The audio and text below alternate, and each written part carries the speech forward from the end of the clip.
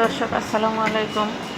তো আমার লাগেজটা আমি এটা ফয়েল পেপার দিয়ে র্যাপিং করে নিচ্ছি, কভার করে নিচ্ছি, কারণ এই লাগেজটা ভালো থাকবে, কারণ আমাদের বাংলাদেশ থেকে যেভাবে ফেলে, তো এই জন্য এটা কভার করে নিচ্ছি।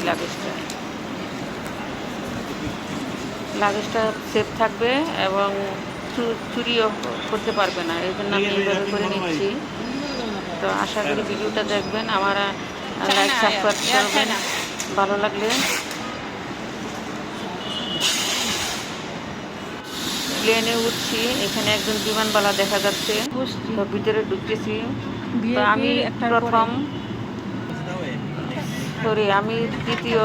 তো এই যে সবাই মাল টাল উপরে বক্সের ভিতরে ঢুকাচ্ছে, যার যার ছোট ছোট লাগে সেগুলি সব ঢুকিয়ে দেওয়া হচ্ছে, দেখতেই পাচ্ছেন। তো পিছনে সবাই উঠতেছে।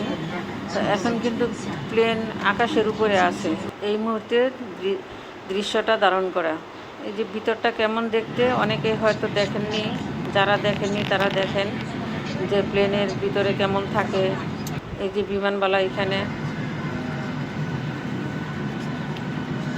তা আমাদেরকে খাবার দিয়েছে, একটি কলা, একটি বন, আর স্প্রাইট, কোক, যে যেটা খায়, আর চিকেন রাইস।